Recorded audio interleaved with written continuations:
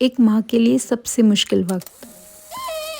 अगर आप एक माँ हो तो आपको पता है कि मैं किस बारे में बात कर रही हूँ। बात है वैक्सीनेशन डे की। जब हमने 6 वीक का वैक्सीन लगवाया था तब हमको बिल्कुल पता नहीं चला था कि ऐसा भी हो सकता है। हम यही बात करते करते जा रहे थे कि अभी तो हंस रहे, रिटर्न में रोना ही पड़ेगा इसको देख के। OIU की 3 इंजेक्शन और 2 ओरल वैक्सीन उसको मिली थी। फीवर तो बिल्कुल आया ही नहीं क्योंकि हमने घर जाके उसको पैरासीटामोल की सिरप दे दी थी। जस्ट लेफ्ट लेग में उसको थोड़ा सा स्वेलिंग हो गया था, गांठ जैसी बन गई थी, जो 20 डेज में स्वेलिंग अपने आप निकल गई। बट 10 वीक्स के जो वैक्सीनेशन का जो दिन था उसके बाद हमने भगवान देख लिए। मतलब कि उसको फीवर इतना आया, अभी मैं चेक कर रही तब तो सिर्फ 98-99 था और मैंने पैरासीटामोल के ड्रॉप स्टार्टिंग से ही दिए थे। फिर भी जब भी उसका असर खत्म हो जाता था उसको वापस फीवर आ जाता था और रात को तो 101 डिग्री तक पहुंच गया था। फिर हम डॉक्टर के पास गए और डॉक्टर ने बोला कि अगर ज्यादा लगे कि 102 तक आ जाए तो तुरंत ही डॉक्टर के पास ले जाना है। हमको बोला था कि नमक वाले पानी से ऐसे धीरे धीरे गीले कपड़े को वाइप करना है उसके पेट के ऊपर ताकि जो हीट है वो एब्जॉर्ब कर ले। और पैरासीटामोल तो हम देते ही रहे थे। लकीली उसको थोड़ा ठीक हो गया था। एक तरफ घर में काम शुरू था, सन प्रोटेक्शन के लिए व्हाइट वॉश लगा रहे थे टेरेस पे, और दूसरी तरफ हम इसका टेम्परेचर बार बार चेक कर रहे थे कि कहीं उसको फीवर तो नहीं। 2-3 दिन तक ऐसा ही रहा कि मतलब कि उसको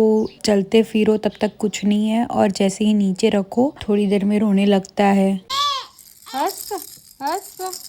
उस वजह से उसका वेट गेन भी बहुत कम हो रहा था और फाइनली वो वापस ट्रैक पे आ गया है। अब वैक्सीनेशन करवाना बहुत ज़रूरी है, उससे बच्चों को बहुत सारी डिजीज से प्रोटेक्शन मिलती है। और अगर आप जब करवा रहे हो वैक्सीनेशन तब आप डॉक्टर या नर्स से पूछ लेना कि पैरासीटामोल की सिरप कितने ml देनी है, और अगर आप ड्रॉप्स दे रहे हो पैरासीटामोल के तो कितने ml देने हैं, कितने ड्रॉप्स देने हैं वो भी आप पूछ लेना, क्योंकि वो बेबी के वेट के हिसाब से होता है। खैर सभी बेबी को फीवर आए ऐसे ज़रूरी नहीं है। हस्त को भी फर्स्ट वैक्सीन 6 वीक की लगी थी, उसमें बिल्कुल भी फीवर नहीं आया था, थोड़ा सा माइल्ड स्वेलिंग था। दवाई तो फिर भी दे दी थी। तो आपको उससे प्रिकॉशन लेना है कि हम क्या करें अगर फीवर आ जाए, तो सभी चीज हमको पता होनी चाहिए। वो वीक ऐसा गया ना कि हम खुद के लिए भी कुछ टाइम नहीं निकाल पाते थे, मतलब कि इवन अच्छे से ड्रेसअप भी नहीं हो पाते थे। खैर अब तो सब ठीक है, अब खुद के लिए भी टाइम निकाल पाती हूँ। दैट्स वाई मैं अभी कंटेंट भी बना रही हूँ और वो सारी चीजें मैं डायरी में लिखती हूँ। ये मुझे मेरे हस्बैंड ने गिफ्ट दी थी और मुझे विश्वास नहीं हो रहा था जब उसने बोला कि ये अंडर 500 में मिली है। मतलब इतनी सारी चीजें अंडर 500 में कौन देता है, और इसके पेजेस इतने अच्छे क्वालिटी के हैं, मतलब कि मुझे बहुत पसंद आई। इसके लिंक मैं डिस्क्रिप्शन में डाल दूंगी, आपको लेनी है तो वहां से आप परचेस कर सकोगे। खैर अब बस हम यही सोच रहे हैं कि ये वैक्सीनेशन तो हो गया, 14 वीक के वैक्सीनेशन में तो 3 इंजेक्शन है, तब क्या होगा। फाइनली सब ठीक हो गया था, बैक टू ट्रैक आ गया था, बच्चा भी ठीक है। बस अब क्या होगा देखते हैं भगवान के भरोसे। तो see you in the next vlog. Thank you.